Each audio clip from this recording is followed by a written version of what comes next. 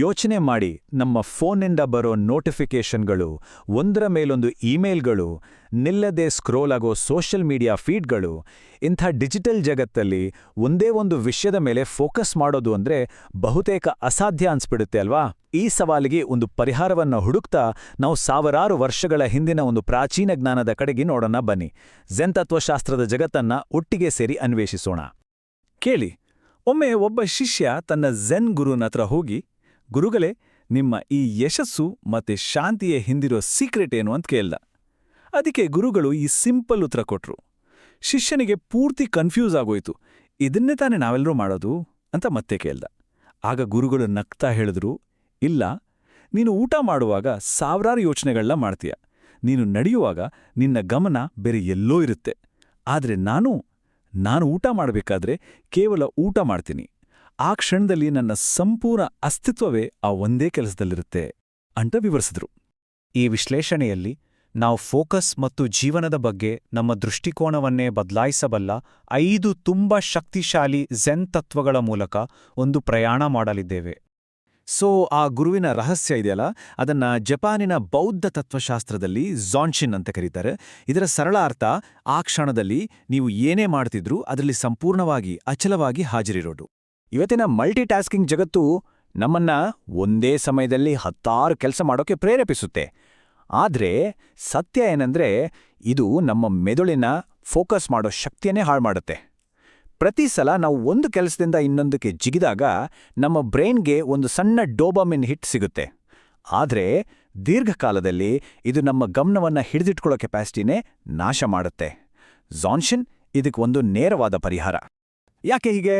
ಯಾಕಂದ್ರೆ ಯೋಚನೆ ಮಾಡಿ, ಒಂದೇ ಕೆಲಸ ಮಾಡೋವಾಗ ನಮ್ಮ ಮೆದುಳಿನ ಎಲ್ಲಾ ಪ್ರೊಸೆಸಿಂಗ್ ಪವರು ಆ ಒಂದೇ ಗುರಿಯತ್ತ ಹರಿಯುತ್ತೆ. ಬೇರೆ ವಿಷಯಗಳ ಬಗ್ಗೆ ಯೋಚಿಸೋ ಕಾಗ್ನಿಟಿವ್ ಲೋಡ್ ಅಂತಾರಲ್ಲ, ಅದಿರೋದೇ ಇಲ್ಲ. ಆಗ ಕ್ರಿಯೇಟಿವಿಟಿ ಮತ್ತೆ ಎಫಿಷಿಯನ್ಸಿ ತಾನಾಗೇ ಹೆಚ್ಚಾಗುತ್ತೆ. ಆ ಕೆಲಸವೇ ಒಂದು ಧ್ಯಾನದ ಹಾಗೆ ಆಗ್ಬಿಡುತ್ತೆ. ಹಾಗಿದ್ರೆ ಈ ಮಾಂಕ್ ಮೋಡನ್ನ ಟ್ರೈ ಮಾಡೋಣ. ಮೊದಲಿಗೆ ಮುಂದಿನ 25 ನಿಮಿಷಕ್ಕೆ ಒಂದೇ ಒಂದು ಕೆಲಸವನ್ನ ಆರಿಸ್ಕೊಳ್ಳಿ. ಆಮೇಲೆ ನಿಮ್ಮ ಫೋನ್ ಸೈಲೆಂಟ್ ಮಾಡಿ, ಕಂಪ್ಯೂಟರ್ನ ಬೇರೆ ಟ್ಯಾಬ್ಸ್ ಎಲ್ಲ ಕ್ಲೋಸ್ ಮಾಡಿ. ಒಂದು ವೇಳೆ ನೀವು ಬರೀತಿದ್ರೆ ಆ ಕೀಬೋರ್ಡಿನ ಶಬ್ದ, ಬೆರಳುಗಳ ಸ್ಪರ್ಶವನ್ನ ಅನುಭವಿಸಿ. ಮಧ್ಯದಲ್ಲಿ ಮನಸ್ಸು ಬೇರೆ ಕಡೆ ಹೋದ್ರೆ ಅದರ ಮೇಲೆ ಕೋಪ ಮಾಡಿಕೊಳ್ಳದೆ ನಿಧಾನವಾಗಿ ಅದನ್ನ ಮತ್ತೆ ಆ ಕೆಲಸದ ಕಡೆಗೆ ತನ್ನಿ. ಇದು ಅಭ್ಯಾಸದಿಂದ ಮಾತ್ರ ಸಿದ್ಧಿಸೋದು.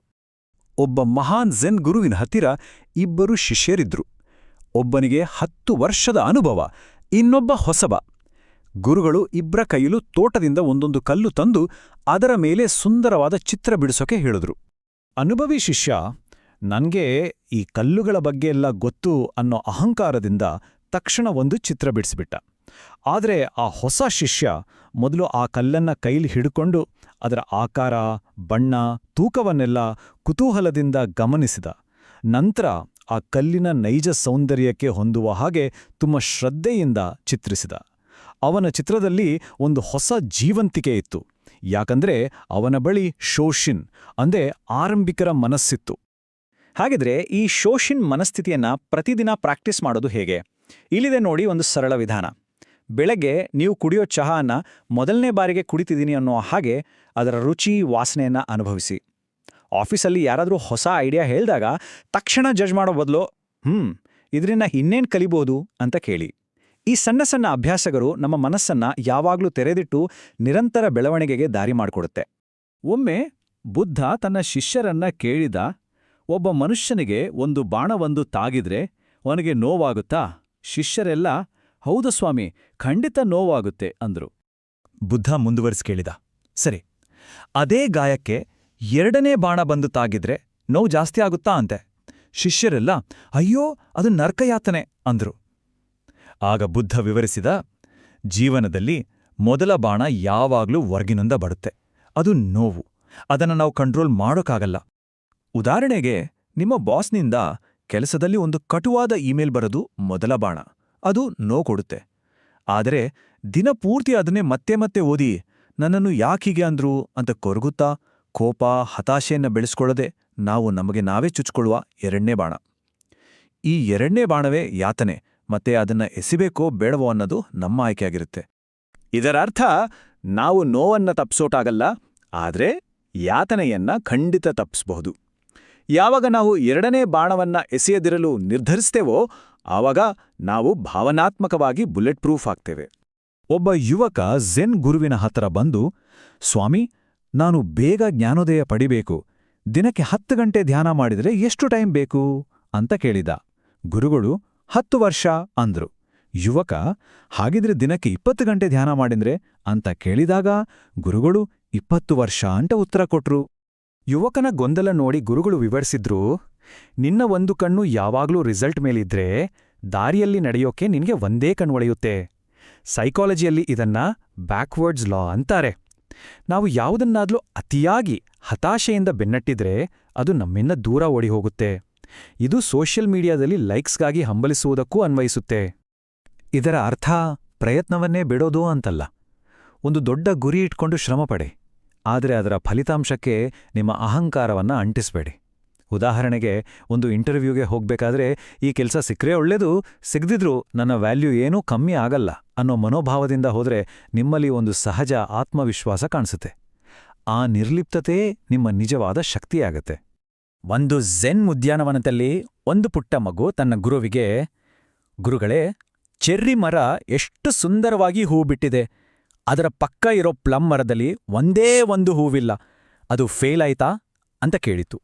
ಆಗ ಗುರುಗಳು ನಕ್ಕು ಆ ಮಗುವಿಗೆ ಹೇಳಿದ್ರು, ಪ್ರತಿಯೊಂದು ಮರಕ್ಕೂ ಅದರದ್ದೇ ಆದ ಸೀಸನ್ ಇದೆ. ಚೆರಿ ಮರ ವಸಂತಕಾಲದಲ್ಲಿ ಅರಳುತ್ತೆ, ಪ್ಲಮ್ ಮರ ಚಳಿಗಾಲದ ಕೊನೆಯಲ್ಲಿ ಅರಳುತ್ತೆ. ಯಾವುದೂ ಲೇಟಲ್ಲ, ಯಾವುದೂ ಬೇಗನೂ ಅಲ್ಲ, ಎಲ್ಲವೂ ತಮ್ಮದೇ ಆದ ಪರ್ಫೆಕ್ಟ್ ಟೈಮ್ನಲ್ಲಿ ಅರಳುತ್ತೀರೆ. ಈ ಸುಂದರ ಪರಿಕಲ್ಪನೆಯೇ ಹುಬೈಟೋರಿ. ಇವತ್ತಿನ ಸೋಷಿಯಲ್ ಮೀಡಿಯಾ ಯುಗದಲ್ಲಿ ನಾವು ಬೇರೆಯವರ ಯಶಸ್ಸಿನ ಫೋಟೋಗಳನ್ನ ನೋಡಿ ಛೇ ನಾನ್ ಹಿಂದುಳಿದುಬಿಟ್ಟೆ ಅಂತ ಹೋಲ್ಸ್ಕೊಳ್ತೀವಿ ಅಲ್ವಾ? ಆದರೆ ಈ ಹೋಲಿಕೆಯೇ ನಮಗೆ ನಾವೇ ಮಾಡಿಕೊಳ್ಳುವ ಅತಿದೊಡ್ಡ ದ್ರೋಹ. ಯಾವಾಗ ನಾವು ಬೇರೆಯವರ ರೇಸ್ನಲ್ಲಿ ಓಡೋದನ್ನ ನಿಲ್ಲಿಸಿ ನಮ್ಮದೇ ಹಾದಿಯಲ್ಲಿ ನಂಬಿಕೆ ಇಟ್ಟು ನಡಿತೀವೋ ಆವಾಗಲೇ ನಮ್ಮ ನಿಜವಾದ ಬೆಳವಣಿಗೆ ಶುರುವಾಗೋದು. ನಿಮ್ಮ ಸೀಸನ್ ಬಂದೇ ಬರುತ್ತೆ.